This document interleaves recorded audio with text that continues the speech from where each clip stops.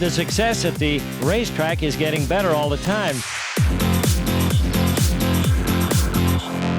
It was like Mardi Gras every night.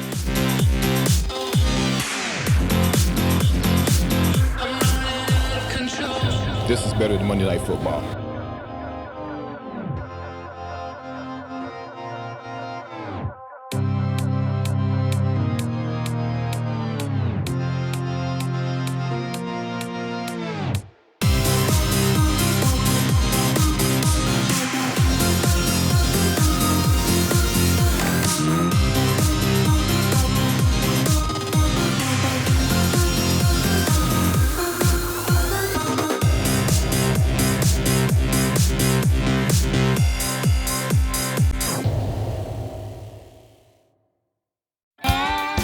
It all started in 1986. Kansas voters amended their state constitution to allow pari-mutuel wagering, the first form of legalized gambling in the state in over a century. By the time pari-mutuel betting was officially legalized by the Kansas Senate in 1987, plans for the state's first regulated dual racetrack were already in motion. It would be the country's first track with separate clubs for greyhound dogs and horses. It would also help eliminate tourists who would leave Kansas to gamble at other tracks across the country, including Ak-Sar-Ben in Omaha, Nebraska. So many people over the years have gone to Nebraska, to Ak-Sar-Ben. They've sent buses up there every weekend and so on. So they felt a horse track would go here. There were factions leading up to the legalization of who was going to own the track, who was going to operate the tracks, both in Kansas City and Wichita. But it was such a natural fit because Kansas is the home of greyhound racing. It would be like no horse racing in Kentucky. You know, it's just a natural fit. The area around Abilene, Kansas is more or less the fatherland of greyhound racing. The Irish will tell you that it came here from Ireland, and there are a lot of Irish people that really are into dog racing. In the early days, they referred to it as coursing, and in western Kansas there were lots of jackrabbits, and they would turn the rabbit loose and the greyhound would chase it, and it would get to the area where the rabbit would go under the fence and the dog could not catch it. And then someone invented a so-called mechanical rabbit, and then that evolved into a track where they would go in circles similar to horse racing. The first ownership group of this new racetrack was led by Randall D. Hubbard, a native from Smith Center, Kansas, who had made his money as president of Safe Light Auto Glass, and later with his own company, AFG Industries. He had an extensive background in horse racing, helping create the National Thoroughbred Racing Association when he was granted the first license to build the new track in Kansas City, Kansas. He was a Kansan, but he was always a racing enthusiast, and had always been involved on the thoroughbred and quarter horse side. He owned Hollywood Park in California and Ruidoso Downs in New Mexico. So he was coming from a traditional horse racing background. When he got involved with the racing in Kansas, he knew that it was going to take the greyhounds to make it happen. He got involved with Dick Bushka, who was a fairly popular Kansan. He'd been on the U.S. men's Olympic basketball team. And, you know, they were amazed. They were amazed at how well the greyhounds did. The overhead is so much lower on a greyhound racing operation than it is on a horse racing operation. The location of the new structure would help name the track, a heavily wooded area in Wyandotte County just north of the I-70-435 corridor located at 9700 Leavenworth Road. It would be known as The Woodlands, and it was slated to open in September of 1989. He spared no expense to go ahead and build that track. Working in the business, you know, you kind of hear things, you know, that just, you know, the Woodlands is going to open, and it was a respectable, you know, ownership. R.D. Hubbard and Hollywood Park was part of it. The excitement was tremendous. I was working at Mile High Kennel Club in Denver at the time, and you know, once the wind started blowing that there was going to be something happening, everyone got really excited about it, and rightfully so. That was a site of the old Lakeside Speedway, and they bought that, and I guess, you know, there was enough land available to build the 2 tracks and so on, so it made a good location. Of course, it was very close to the intersections of 435 and I-70, which made that ideal. There's probably not a better place for it just simply because of the scope of the operation, but it being so far on the west side of town, ideally, yeah, it would have been down closer to the state line to be a little bit more inviting. You need so much space for the dual buildings, the dual tracks, the barns, the kennels. It's just a big operation. Closer you get to the state line, that real estate becomes a little bit more prime, a little bit more difficult to get your hands on.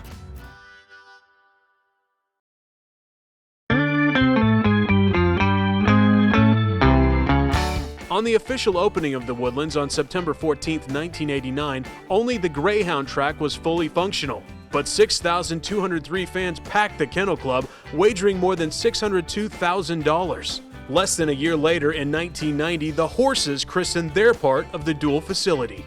Standing room only would become the standard on weekends for years to come. The opening night, of course, was packed. We had an opening ahead of it, and it was full. And you know, it was very difficult to get tables out there. It was the first time I'd been to a new track. And I'll never forget the first day I pulled into the parking lot and they had people at the gate charging to park, which was new for me. Most tracks didn't do that back then. And the fact that the entire parking lot was jammed.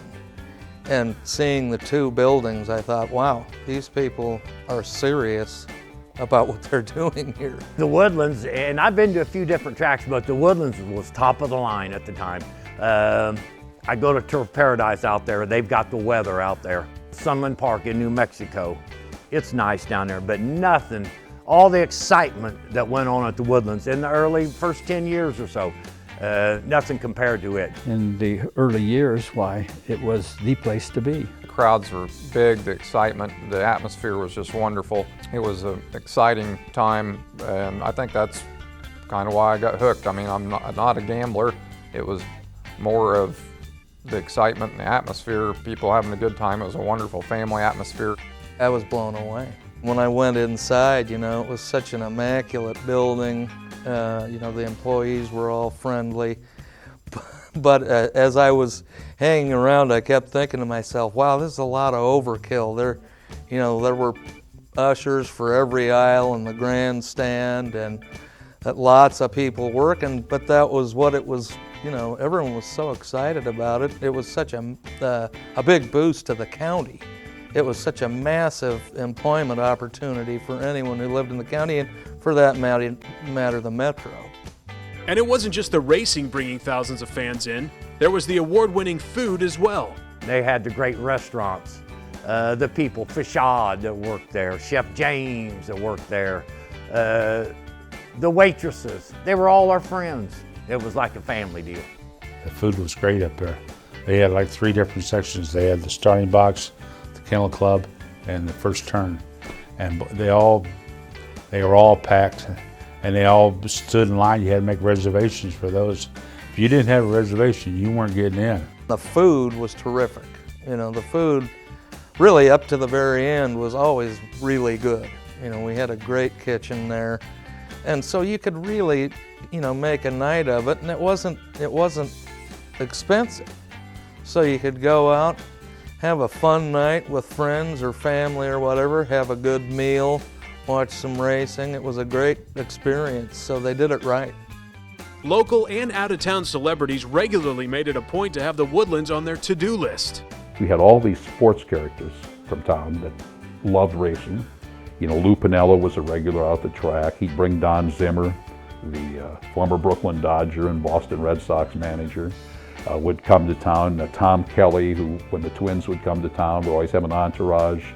You know, I met Whitey Herzog would be there all the time, former Royals manager. A lot of the sports people that were in town, whether the local sports people or even people coming in town that were playing, you know, whether it was the Chiefs or the Royals playing them, you know, they would come out here and we would cater to them a little bit.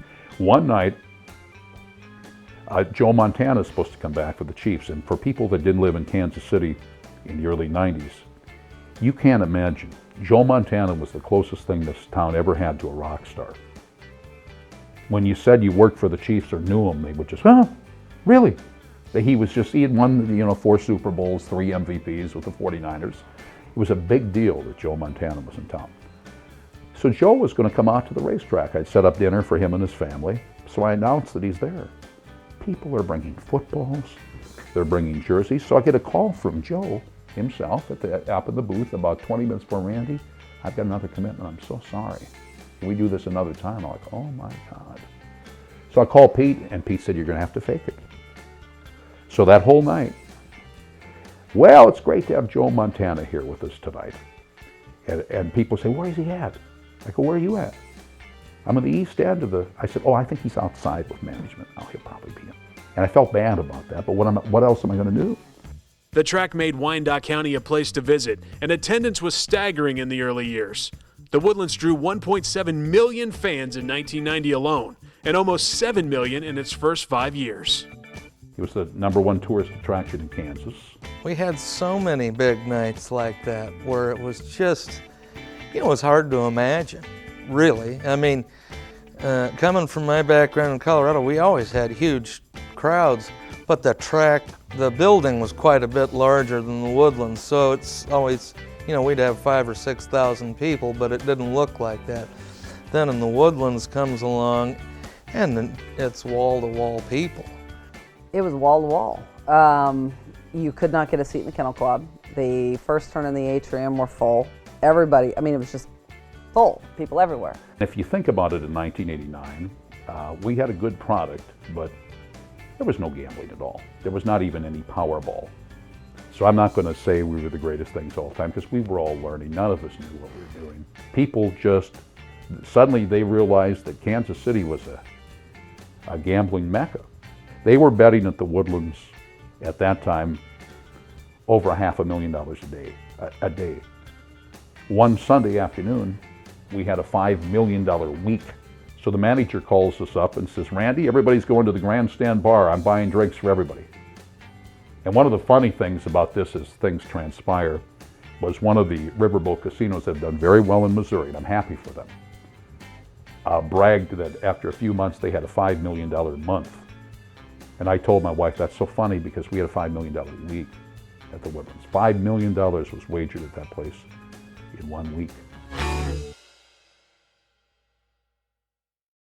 What is underway? Undoubtedly, if you ask anyone who frequented the Woodlands what they remember most about the track, the majority would mention this man, known as the voice of the Woodlands, the track's unofficial mascot, Randy Birch.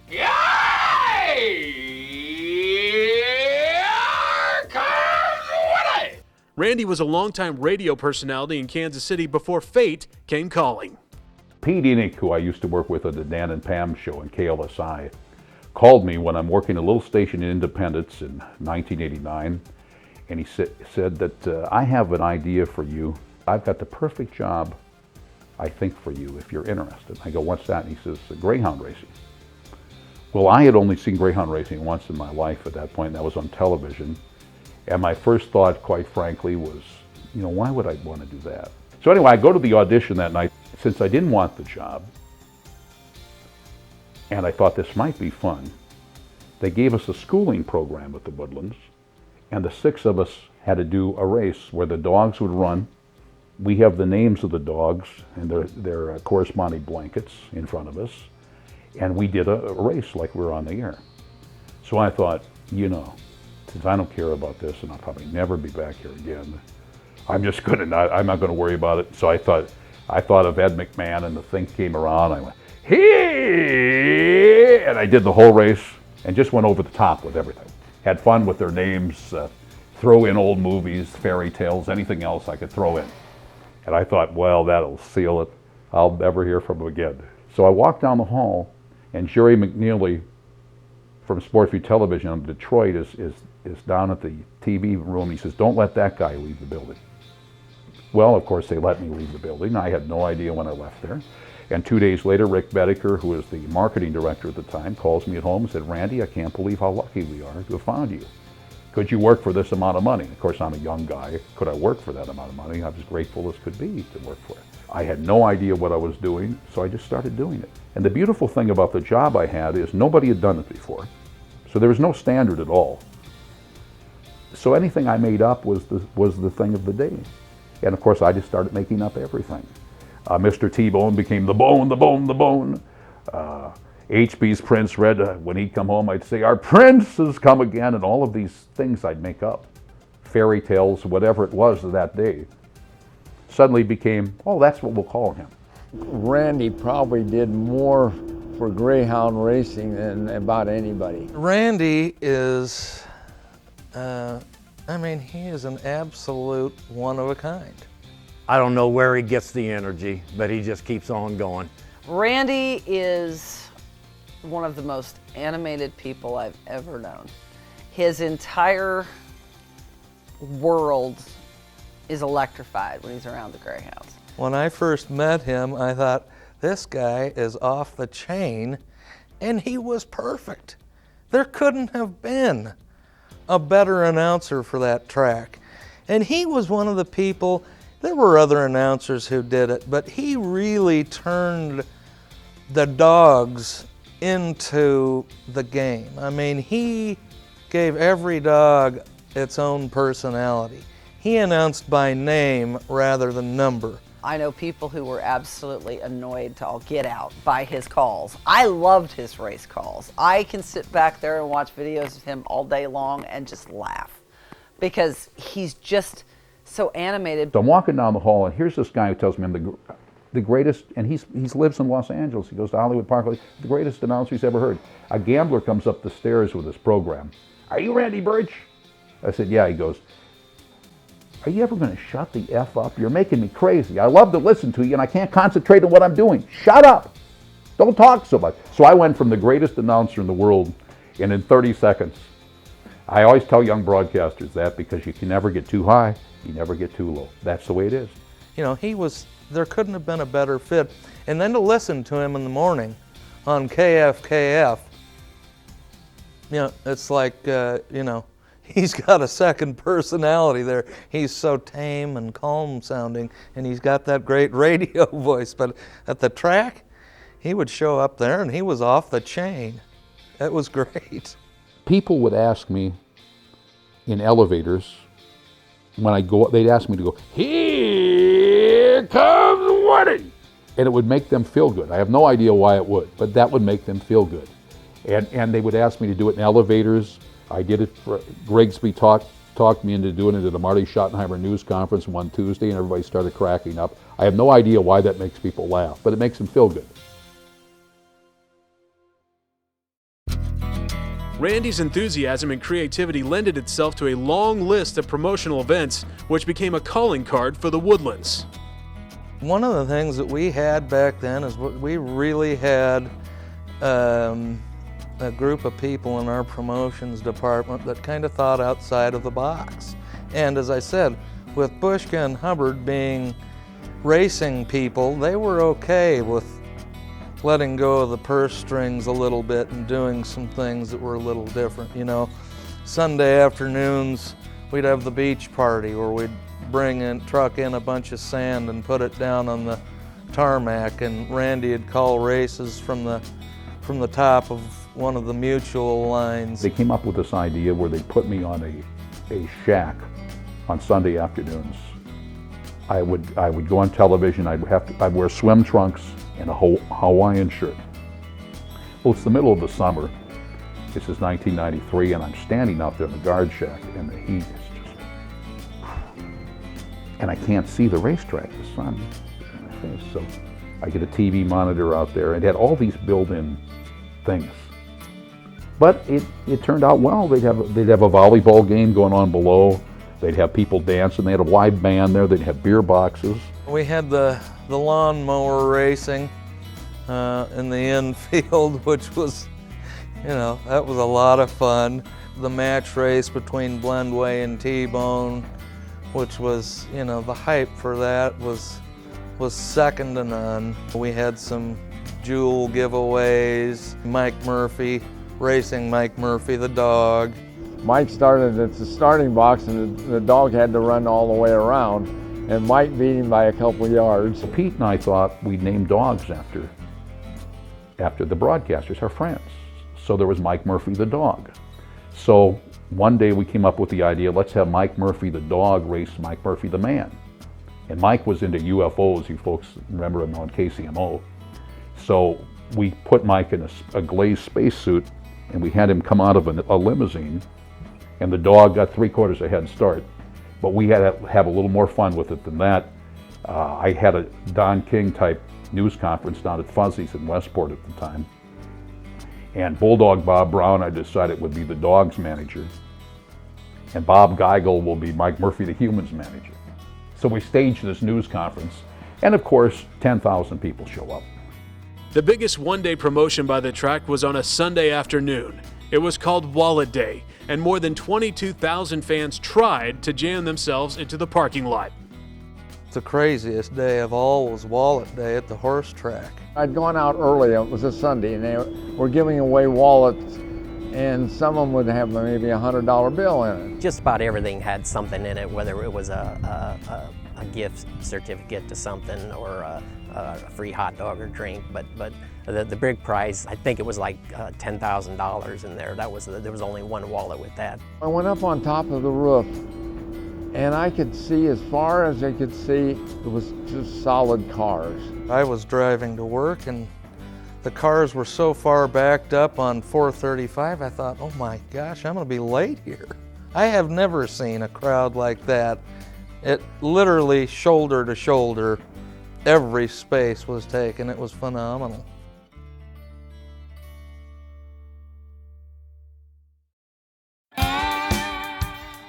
Another historical night at the Woodlands came on March 11th, 1992.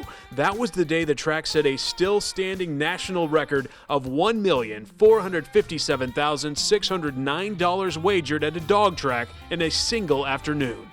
I had no idea until I got there. There was a line of cars. They were playing for the Tri-Superfecta, which is this rolling jackpot that would get bigger. It was like Powerball is, only you had a chance to win this.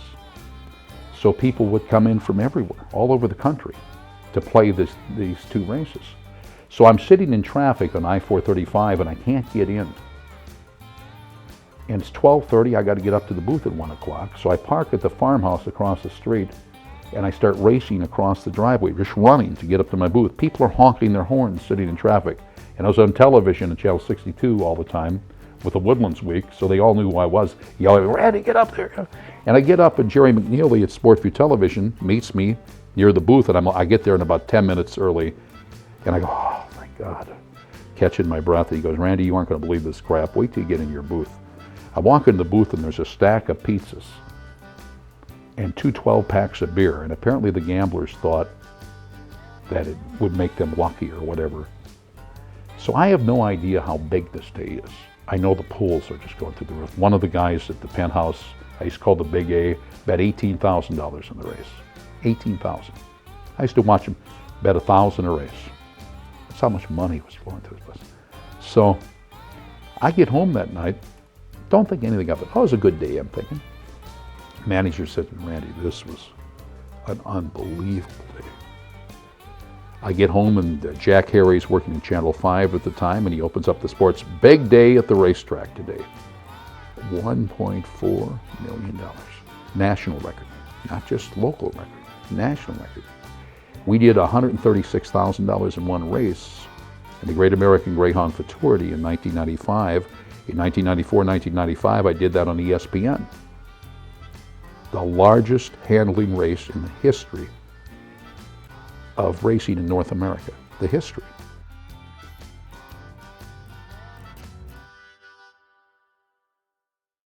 The track made Wyandotte County a place to visit, and attendance was staggering in the early years. The Woodlands drew 1.7 million fans in 1990 alone, and almost 7 million in its first 5 years. Beginning on July 23, 1994, the track began an annual event that regularly brought more than 10,000 fans. It was the first ever Wiener Dog Nationals, and the crowd ate it up. My favorite was the Wiener Dog Nationals. The Wiener Dog race was the biggest thing of the year. People just loved it. You'd get 10,000 people there easily. It was hilarious because those dogs would take off in all directions. You had more people out there and all the little wiener dogs. That was great to watch them run, boy. Besides Randy's calls and wild promotional events, the track's security team also became part of the carnival atmosphere. That's because the guards were former professional wrestlers known by Kansas City fans for decades.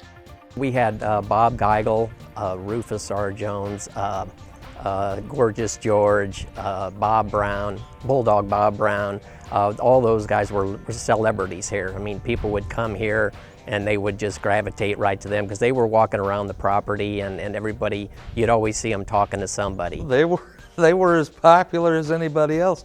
Everybody loved seeing Bob Geigel. Everybody loved seeing Bulldog Bob and Mike George. I mean, it was just a great collection of characters it was all part of the experience.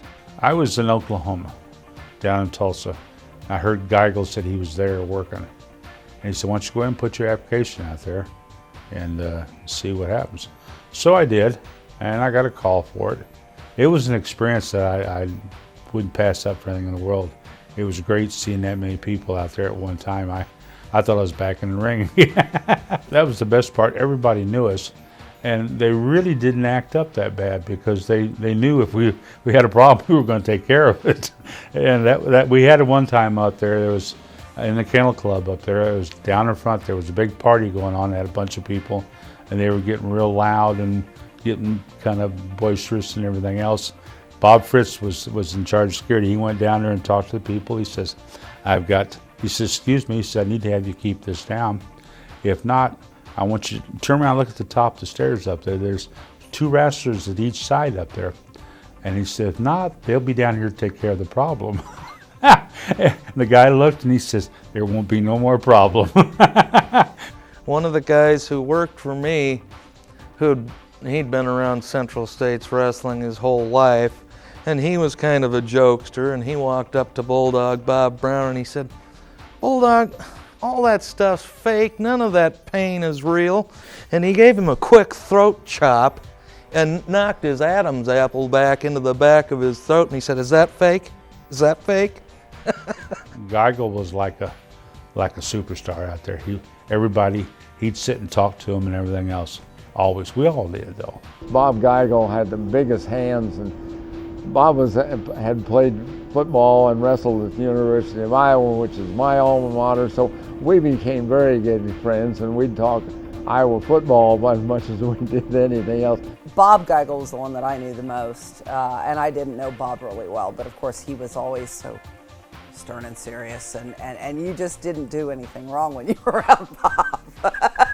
Basically, I was the last one there at the end. It was kind of sad about that, but it's the way it goes. A couple of them were still pretty fresh out of wrestling, especially Mike. And, you know, we had some unruly fans back in the day, and he sort of relished the opportunity to grab somebody by the scruff of the neck and the belt loop and help them on their way out the door.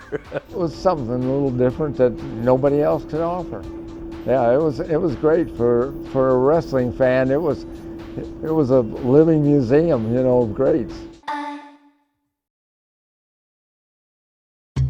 Things were going great for the Woodlands until 1992. That was the year the state of Missouri voters legalized riverboat casinos. The first Kansas City, Missouri casino opened up in June 1994, and the repercussion was felt immediately. When the casinos started opening up, that's when our business started suffering. I guess people thought they could make money faster at the casinos, but you spend money faster at the casinos. The casinos opened over in Missouri, the riverboats, and then it started taking the business away. And you could see it in the crowds out there. You know, it kept going down and down and down, and finally hit its plateau where it maintained its level. It again comes back to marketing.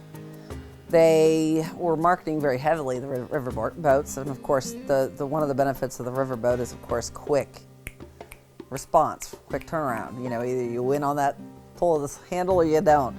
Whereas the dog racing always got a little bit of a bad rap just because there is time in between each race. Argosy was the first one to open up, and it was literally overnight. Our handle was cut in half. The night before the Argosy opened, we handled $450,000, I think, and then the next day the Argosy opens, it was $210. We'd never handled that small a number since the track had opened. Wagering levels and attendance continued to drop significantly, and the track went into bankruptcy in 1996. Just 2 years later, William Grace, a businessman from St. Joseph, Missouri, bought the track, hoping to revitalize the facility to its former glory. Sunflower Racing went into bankruptcy, so then a trustee took over and there was an auction. Bill Grace, who was the father who owned the Frontier Casino, he's the one who actually won the auction. And you know, he and his family have a lot of local ties. They have a farm up in St. Joseph. It certainly wasn't as good, but you know, there's also an understanding there that at this point the casinos had moved in. You know, the business was fairly struggling. Very down-to-earth guy. Very similar, in my mind, to stories that I hear about Sam Walton. Bill Grace drove a beat-up old pickup. Never dressed the part of someone who had more money than they could possibly count. Just a very down-to-earth guy, and he wanted to make it work. He really did. Up to the very end, which is why Howard, who his son, who basically took over the operation, he wanted, and you know, I think still wants to make it work, you know, sort of in honor of his dad. Another down-to-earth guy, another guy who's got, you know, this family has a lot of money. They could very easily cut ties and run without even blinking an eye. So, you know, I think the family they want to make it work.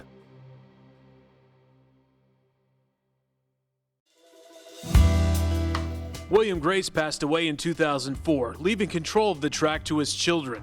The track continued to decline until June 26, 2007. That was the day Wyandotte County had a special election to vote on adding slot machines to the Woodlands. Many believed the slots would be the great equalizer to combat Missouri riverboats, and voters agreed, passing the bill with 82%. Kansas Governor Kathleen Sebelius signed the proposal into law, and the track was awarded 800 slot machines. Things were looking up for the Woodlands. It was Senate Bill 66 that was passed that allowed the casinos in Kansas and the racetracks to have gaming slot machines at the track. Everything looked like sunny side up. You know, looked like we were headed toward the roses. Life was going good. They started doing a whole bunch of renovations, power washing the kennel buildings, putting in new sand, fixing fences, all the stuff in the actual track building itself. I mean, it just really looked like everything was going where it wanted to go, finally. The gaming bill had passed. Everyone was so excited. So we go from, you know, really down and, you know, hoping we'd still have a job tomorrow. Then all of a sudden the bill passes and, you know, everyone's hopeful. The excitement is crazy. They bring in some new people. They're spending some money to upgrade the facilities. The menu's changed. You know, things are really turning around. Everything's looking good. But unfortunately, the slot machines were never turned on. It turns out the fine print of the bill signed into law stated that the Kansas horse and greyhound tracks would be taxed 40% of their overall revenue. A new casino in Kansas was only set to pay 22%. The unfair playing field eventually led to the ultimate demise of the Woodlands. What the law really said that we really didn't know is that the racetracks in Kansas, it was an uneven field. The racetracks, they have to pay, it ends up 75% in taxes and fees back to the state out of every dollar that they get from the gaming. And there's no business that can operate at that.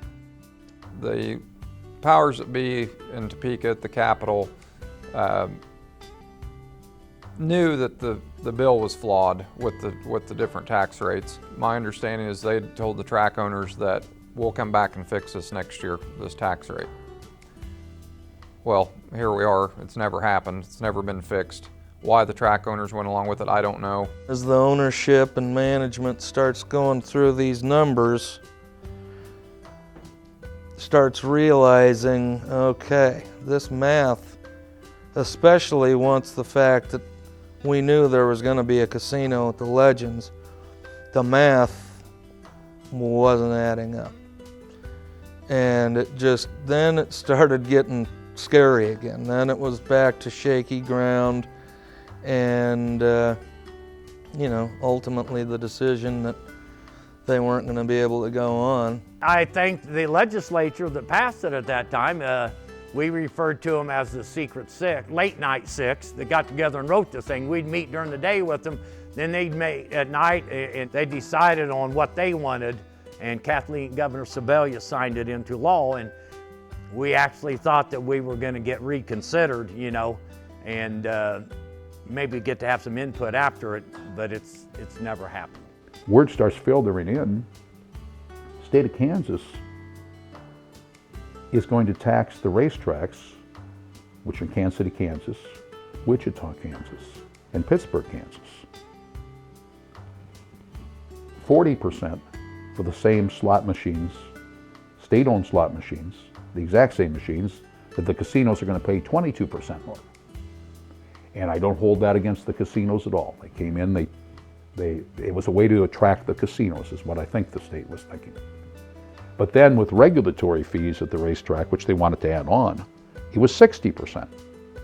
So anybody who operates a business knows that if you have 6 out of every $10 going out the door before you even sell a Coke, you're in trouble. So the owners said we wouldn't do that. The standoff started. It was a Tuesday morning. I'd worked in the morning, and I came home and I was taking a nap, and the phone rings, and it was my dad. And he was like, "Well, did you hear?" I'm like, did I hear what? I'm asleep. I'm like, "What are you talking about, Dad?" And he was like, "They're going to close the Woodlands." I'm like, "What?" Sadly, the final day of racing at the Woodlands would be August 23rd, 2008. It was a crushing blow to employees and the county. I would imagine that the Woodlands, up until some of these new outfits moved in, was the largest private employer in the county. I can't imagine how many people in the county who've worked there, plus the agribusiness that's sort of a trickle-down association to the track. All that stuff gone, and it was a big deal. I get back from vacation a day later. I get a call from the racetrack. Randy, Mr. Grace, the owner of the racetrack, wants to meet with all the employees. So I get to the racetrack, and Mr. Grace explains the situation. We hope to reopen, but there will be no horse meet this year in September, and we'll be closing the racetrack in September of 2008. Well, it turned into kind of a funny episode because my dear friend Bob Geigel was sitting next to me, and Bob was having a little trouble hearing at the time. So he's saying, "Randy, what's he saying?" I go, "Bob, they're going to close." After about 3 times, I yelled out, "Bob, we're all fired," and everybody started laughing. It was demoralizing. All those people who'd put in all that time out there, and they, after a while, that's your identity. Oh, there's so-and-so from the Woodlands, and all of a sudden, it's gone. It's the mom and pop horse farms out across the state, dog farms, don't want to leave them out, that were raising greyhounds that have really suffered. We didn't have a lot of warning. I think it was only 6 weeks or something like that till the day they closed it. And after that day, we all just kind of walked around dazed and confused. We had to keep doing what we needed to do. We still had to keep racing, but we also had to start making arrangements where the dog is going to go. The adoption world kicked into high gear big time because, of course, the ones that couldn't go to another track were going to have to be adopted, so they had a lot of work ahead of them, which I did help with that too, besides taking care of the racers. But it was like a bad nightmare.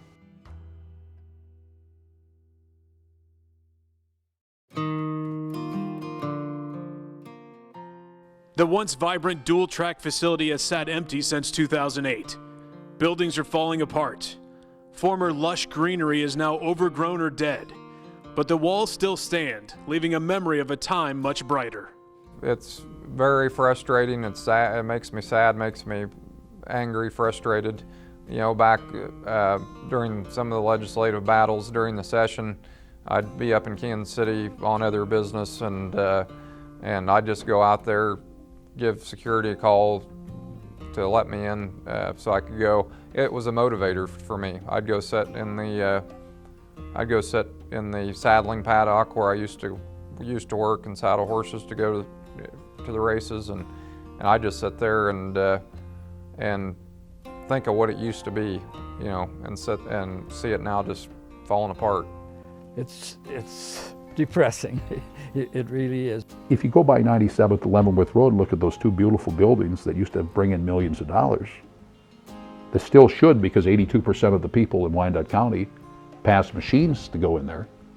Grass is growing up in the cracks of the parking lot. The electricity has been off for 3-4 years. Everything is in place as it was, but you can't imagine the effect on buildings. All the brand new stuff they put in, the new satellite dish, the computer software, the new air conditioning units in the kennels are all sitting there collecting dust. And it's in very bad shape. I don't know, I'm not smart enough to know in construction how much that would cost, but I would think just the cost of renovating the buildings. Oh man, it's in bad shape. It's really in bad shape. The first time I went by and saw, of course, they'd taken down the sign off of 435, that was just like, you know, big kick in the teeth. I mean, yeah, the sign was in bad shape. We all know that. But still, it's a landmark. You don't take it down. Yeah, it's hard to describe. It really is.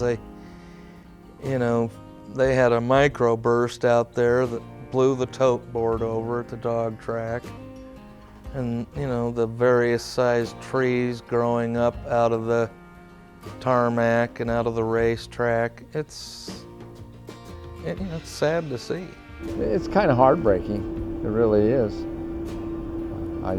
I hope that someday it comes back. I look over there and see that it's a stately place. I look on, I think of all the good times and man, the memories and the fun things. You know, I got good connotations. It was nice. And I'm saddened when I see that place. And I'll tell you what, I talked to thousands of Wyandotte County and Kansans, and everybody enjoyed the Woodlands. They all have fond memories of it, and everybody asks, why is it sitting idle today?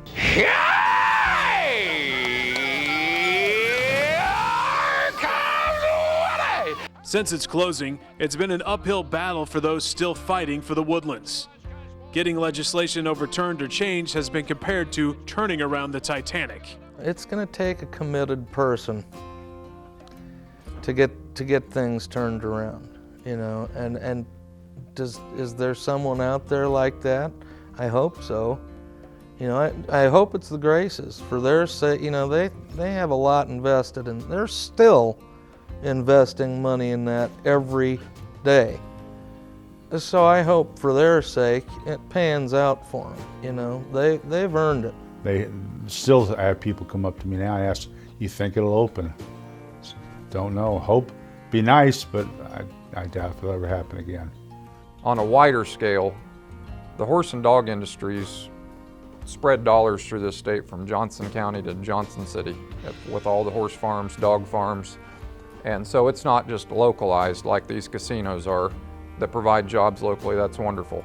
But the horse and dog industry support the entire state, all the agribusinesses, the hay farmers, the veterinarians, the grain farmers, tire dealers, truck dealers, horse trailers, everything. It's just a huge web of economics that we've lost. But here we've got a business that is ready to go. You know, if we can get a tax cut on this thing, on the slot machines, they're ready I know that there are players out there that are ready to step up and get that racetrack open again, get the Woodlands open and going again if they can get that tax cut. And so it's just amazing to me that we've had all these tax cuts on businesses here in Kansas in the past 2 years. And here's one asking simply for a tax cut to the same rate, level the playing field with the casinos, and we can't get it, and cannot get a good explanation why.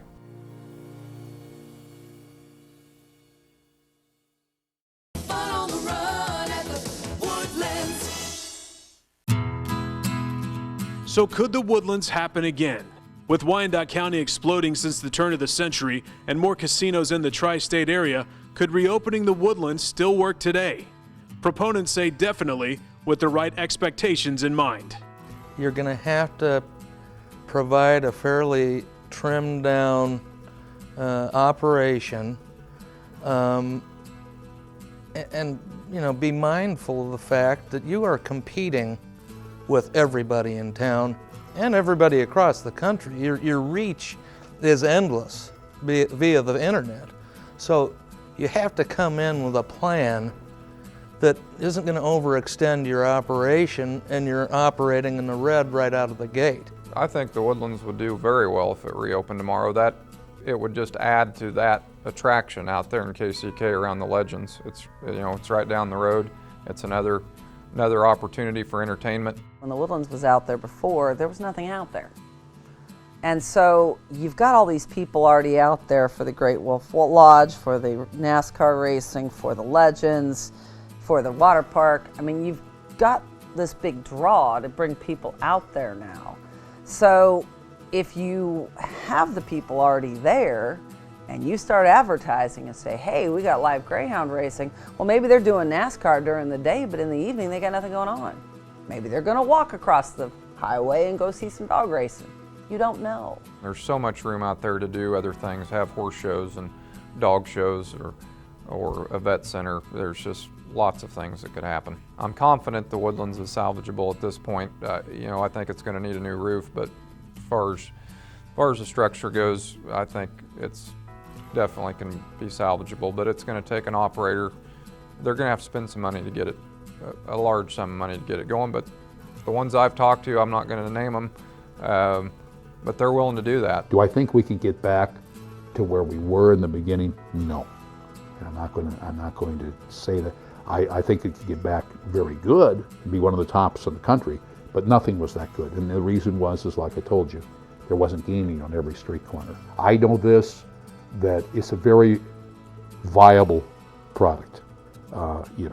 Like I said, I've got, with a casino in Memphis, I work at a place there every Thursday. With a casino, they have 11 millionaire kennels. So don't tell me there's no money in racing in casinos, because yes, there's a lot of it. Oklahoma and Iowa, they've done recent economic impact studies. Oklahoma's over 500 million annual economic impact from the racing industry in Oklahoma. Iowa's over 300 million. We're simply looking for an 18% cut in taxes to the same rate as the casinos, and I think we can beat Iowa and be close to on par with Oklahoma for economic impact if we can get that done. Right now, slots at racetracks are legal in the state of Kansas. So I have very little doubt that at some point someone's going to take a flyer. It obviously hasn't been the best time since about 2008 to take that flyer because the economy's been so down. But if the economy can improve a little bit, there's going to be someone who's going to give it a shot. Even at the rate of 40, someone might do it. But I'll guarantee if it drops to 22, someone's opening a track. It's going to happen. It's widely felt that the casinos, mainly the Speedway Casino here in Kansas City, does not want the Woodlands reopened with slot machines because it could hurt their slot take. And again, you can argue it all you want, but I think the overall economic well-being of the state, the Woodlands offers a lot more on a more widespread basis than than just a casino in Kansas City, Kansas. Regardless of whatever happens in the future, the Woodlands will always be fondly remembered by those who frequented as guests, and definitely missed by those who spent their days and nights working inside. Kind of brought Kansas current. You know, Kansas has always been a little bit behind as far as some of its thinking, and you know, it sort of brought things forward in Kansas, and it was the Woodlands was a world-class facility. In fact, I would go on to say that it was the best racetrack in the United States for greyhounds, and for horses. You know, there wasn't anything better than the Woodlands. It was a great facility. It was a very tight-knit group that worked on the back side of the racetrack in the stable area. Everybody, I mean, in the little bit of time I was there, it got to know so many people, wonderful people, and it was, yes, it was very tight-knit. It was a family. A little bit of competition, obviously, amongst family members because we didn't all work for the same kennels, and we all wanted to do well. But it was really very, very hard when the track closed to lose that aspect and lose that family, because we're still family. We still talk all the time. It's just not the same. It put Kansas City on the map as far as the quality of property that they had, the quality of racing that we had. It was number one. The Woodlands was on the mind of everyone in those industries, and so, you know, that would be, you know, what I would say is the biggest thing. It was really number one for years and years. Everyone wanted to race at the Woodlands. We had that here, and we could still have it here if the right things happened.